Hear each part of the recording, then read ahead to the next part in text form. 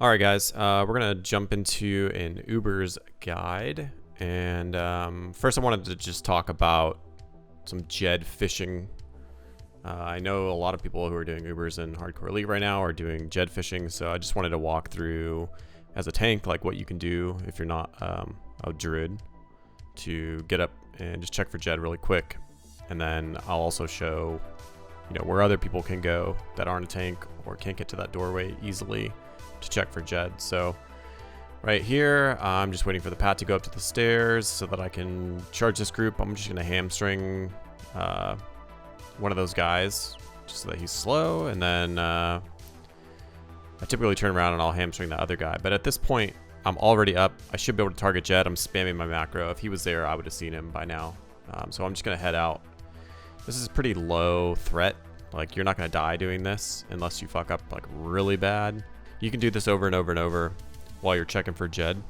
Hopefully you're using something to track your dungeon. So like right here, I'm mousing over instance tracker, and it's just telling me how many times I've been in a dungeon for the last hour. And it shows that I've only been in 2 dungeons because I just was in one and I'm in another. So I'm just gonna do the exact same thing. I wait for the Pat, charge this mob, walk up to the stairs, and spam my macro once I get up there. And that's it. And then so someone in our group found a Jed, and so I'm just going to show you the spot that you can go to as anybody, and you can stand in this corner here and you can just spam your macro. I think the Pat time is maybe like 5 minutes. So if you're unable to get to that door, you just walk in, you go straight to the left in this little corner, and you can sit there for 3 to 5 minutes and just spam the /tar Jed macro, and you should be able to target him from this corner. I can't get him here right now, but it's just because his Pat wasn't where we were. But you'll see as we get into this dungeon, when I walk up to that doorway, the first ramp up there, I target Jed and I mark him with a skull. And that's typically where you'll see him if you're using that other method. Alright, so we're going to get into the full run here. So first thing to note, this group has 3 healers. We have a paladin, we have a druid, who I actually think is spec boomkin, but was kind of doing, off healing when necessary, or when we were at the later ends of this dungeon, they were healing. And then we have a priest healer as well. We have a mage, which is kind of essential for this dungeon. You need someone that has a hard CC, because when you get to the 6 packs at the end of the dungeon, you absolutely need to be able to sheep one of the assassins. I think in this dungeon specifically, we had 2 assassins in a lot of those groups. Most of this trash at the beginning, super easy. When we get up further in here, after we kill these the draconids here, get into these rooms, the one thing that you want to prioritize is killing the summoners, because they will summon veterans, which are the melee guys, and they're also the guys who charge, knock people back. When I'm doing these rooms, I'm typically trying just to tank the veterans. You'll see I'm running in and I'm just trying to get threat on whatever I can. But typically, if you have like a DPS warrior, which we have in this group, but we also have a rogue in here, they can tank the casters. Rogue's super good at it. They can stunlock them, they can kick them, gouge. I'm not worried about the casters being on my DPS. I'm really just worried about the veterans running out, stunning, and clapping one of my casters or healers. So that's really what I'm focusing on here, is picking those guys up. Once we get, out of these rooms and we go up to the first boss, there's nothing really that's difficult about this boss. You'll see I put my diamond flask on, and I typically would death wish on this boss if I had the rage, but my rage just ticks down, so I wasn't able to do a pre-pull. And so I just pop my diamond flask, and then he dies pretty quick. Ember Seer is not like a difficult boss. So after this, we're just walking up. Something I just want to point out here is, once we get up to these like more difficult pulls, I'm going to start marking things. And typically when I'm marking in my dungeons, I'm putting a skull obviously on the kill target. X is always the second kill target. And then if I have anything else that I want people to kill after that, I'll usually explain that in Discord. But if you see there, like I saw that skull was dead, we started working on X, and I saw Pat was coming in, so I had ton of threat on X, and I knew we were going to move on to that Pat when it came in, so I swapped over, picked it up. I saw the other pack coming in. I picked that up. That's just something as a tank you need to be aware of. Like, you need to know that there are going to be pats on that pathway. So as soon as you start fighting those 2 dragons, you should be looking to see when those other mobs are going to be coming in and pick them up. So this is a place where, I mean, just the other day, there was a group in here that accidentally pulled 2 of these groups at the exact same time, and it was because of patrols.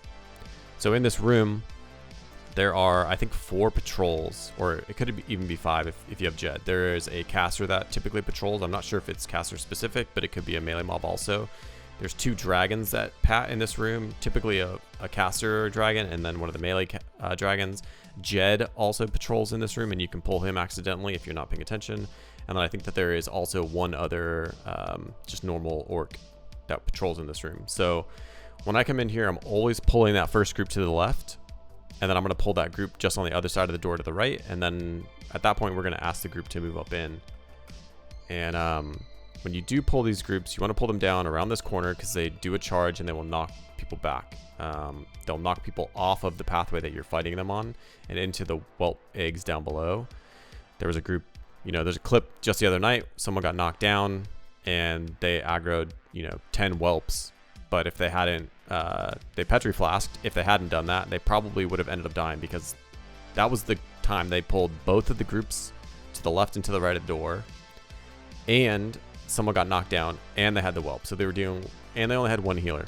So they were dealing with 8 mobs up top that knocked back and stun the tank.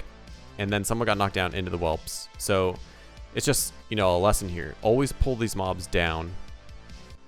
Be aware of, they're charging people here. This is exactly why I have all my nameplates with threat on them. So I can see when there's not a mob on me. And in my unit or in my UI, I can see who they're targeting. And I have a threat meter on the right side of my screen. So I can always see, like, who's the mob targeting? Do I have threat on it? If I don't, then I know that I need to taunt that mob off of like a healer or a DPS. Also, another thing in Upper Blackrock Spire specifically, and also in Lower Blackrock Spire, there are roaches on the ground that if you do not kill them and you do a AoE move like Demo Shout or Demo Roar as a bear or Piercing Howl, those roaches will become, I guess you could say hostile, but what they'll do is they will fly around into other packs of mobs and they'll aggro them. And it's only with roaches. And so you just want to be really careful. Whenever you're in these rooms, I always am typically targeting roaches with a macro or just typing out /tar roach and marking them so that I know when we get to them, we can kill them or I can shoot them with my bow. Typically in this room, I'm pulling all of these packs back so I can group them up easily. So I'm just going to skip ahead here because all of these packs are, pretty well known. Just things to keep an eye on here are the roaches on the ground. Always pull all these packs back if you can, because you don't, like, if shit hits the fan and you need to fear something, you want to be as far away from the other packs as you can. And always, always, always be looking at where these charging guys are going. And if you don't have threat on something, you should be checking who has threat on that mob and if you need to taunt off of them. All right, we're skipping ahead to Rend. Not a lot to go over here. Just all the packs that spawn behind the gate, pretty simple. There's typically 1, 2, or 3 elites in the group. Just as a tank, what you're gonna want to do is grab all those ads and just pull them around the corner because the non-elites are casters, and just grouping them up on top of the elites allows everyone to cleave them and just get them down a lot easier. One thing to note as a warrior here, the ad wave spawn is typically around a minute, and it might be just a little bit longer than that, maybe like a minute and 10 seconds or so. I like to use my blood rage as a timer as to when I know that the next group is going to pop. So you'll notice me, I always am blood raging on cooldown when the ads spawn, just to get like a quick demo off, and then LOS around the corner just to group them up. Towards the end, there's going to be 3 elites. It's typically like 1 of the dragon handlers and 2 of the dragon spawns. And then I think there's 3 of those that spawn, and then Rend is going to come out.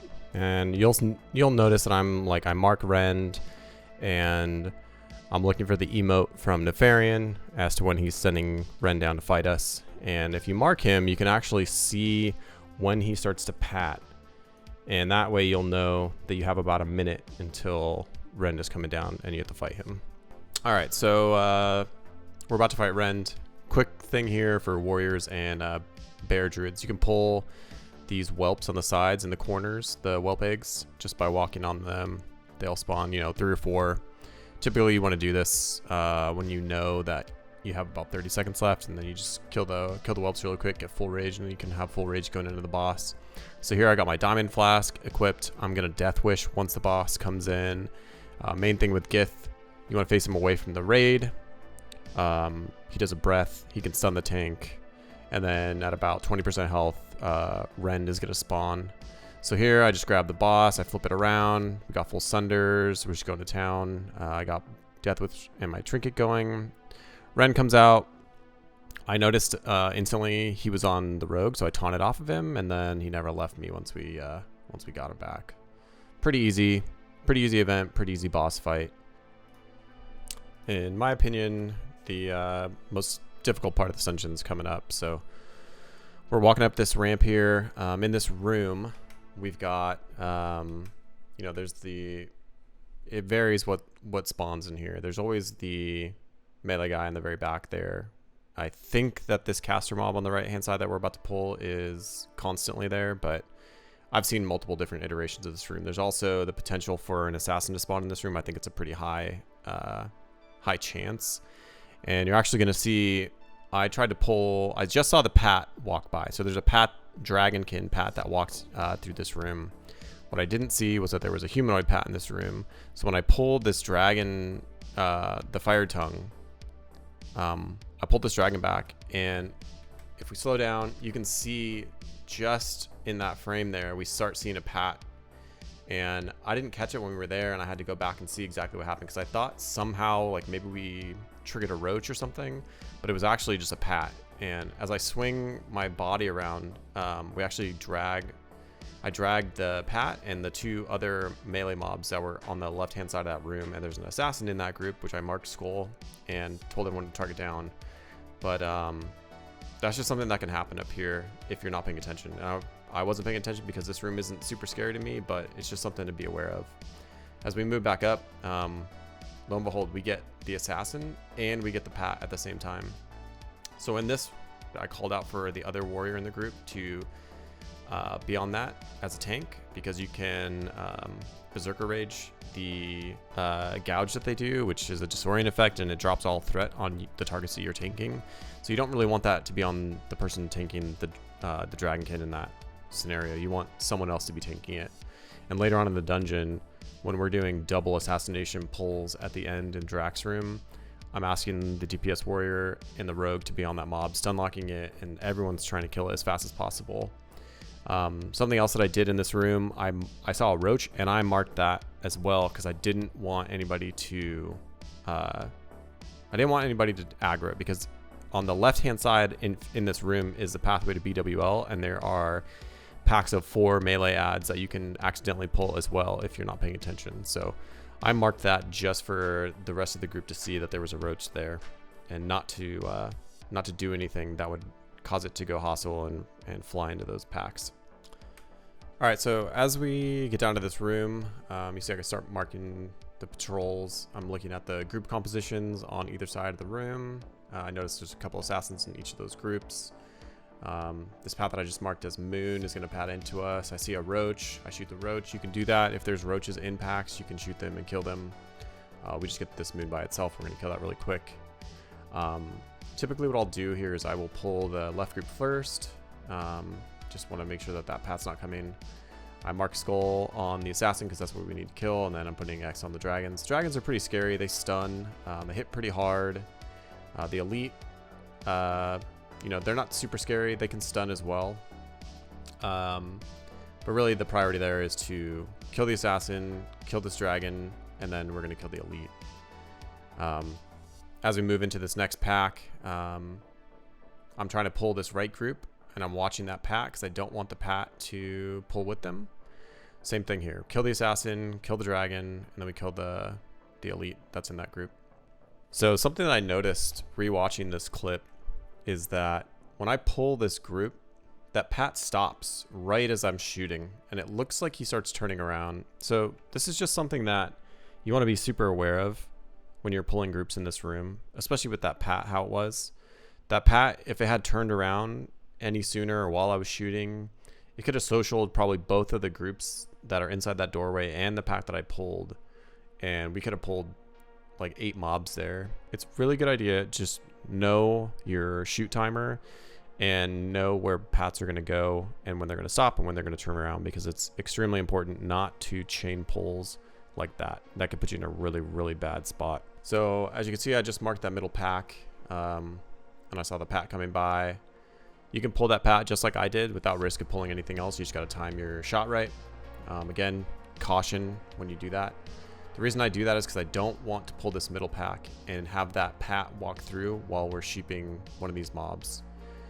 In this group, I told the mage every single time I mark a square, that's your sheep target. So we sheeped the square out in the middle of the room. On the assassin, I had Kaepora tanking that along with Small in our group, the warrior.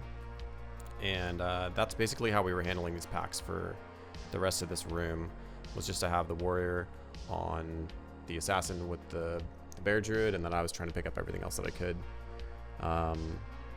So here we break the assassin.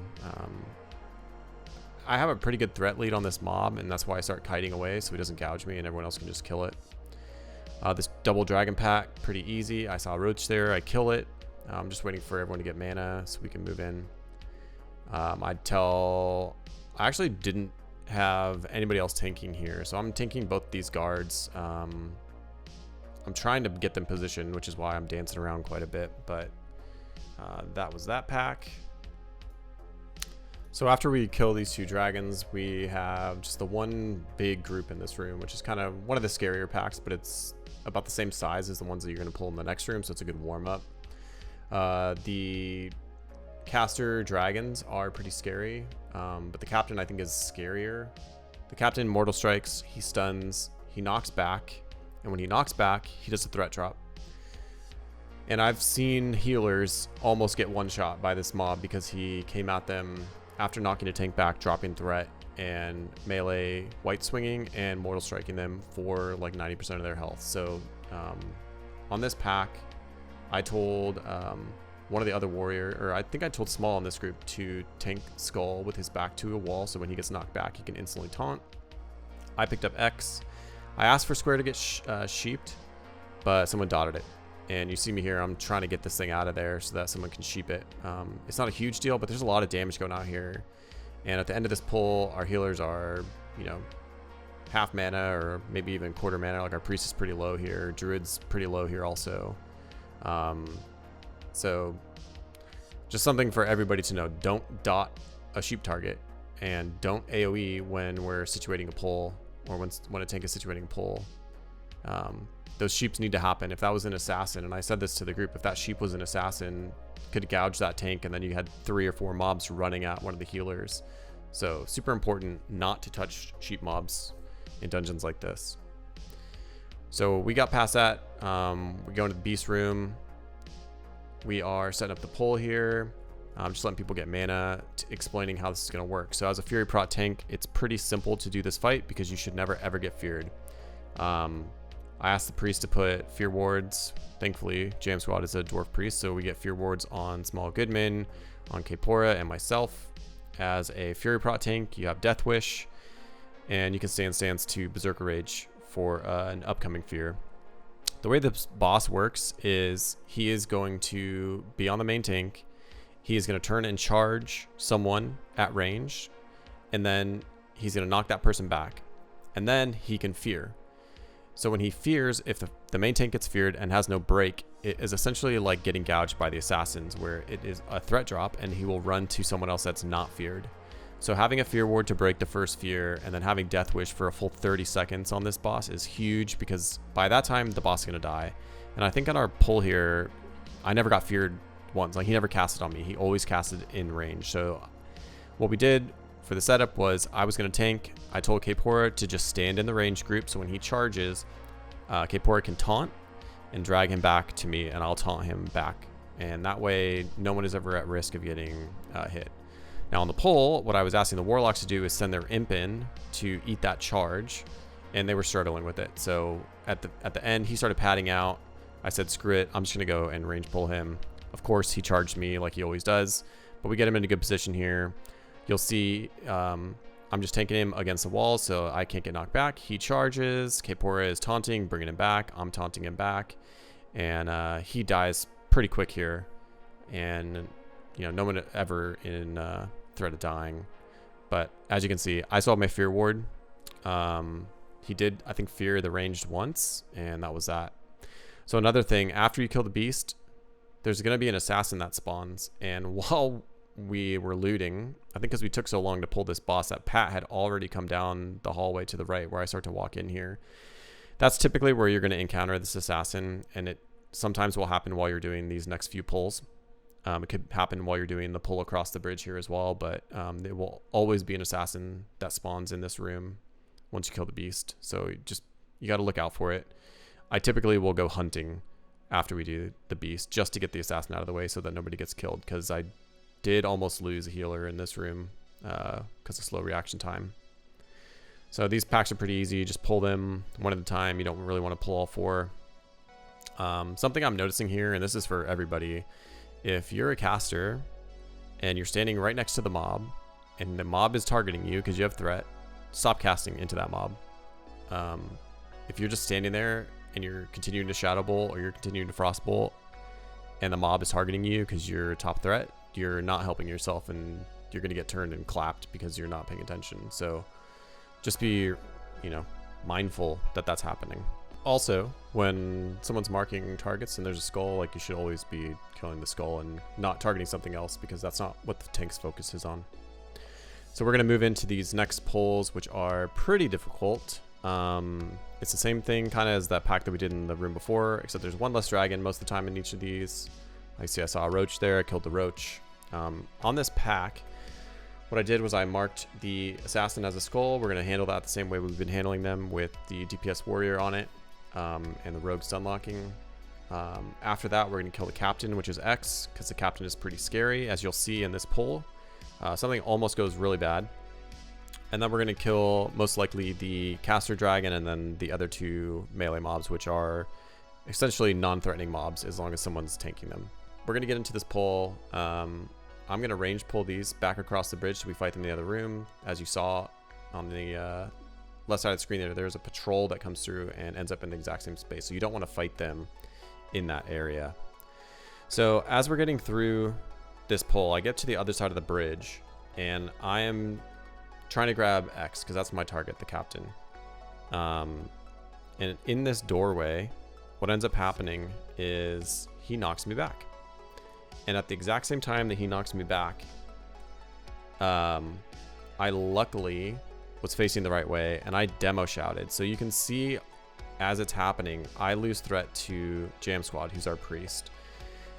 And for a very split second, you can see the captain look at Small also.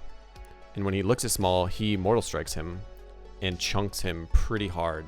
And all Small, the only other mob that Small has on him is the assassin, which is what he's supposed to be tanking here.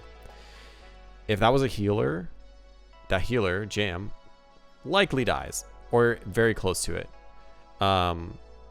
Something I could have done differently here is engage the captain a little bit sooner in the room so that he would have knocked me straight back, and then I could have easily grabbed him before he got to Jam Squad.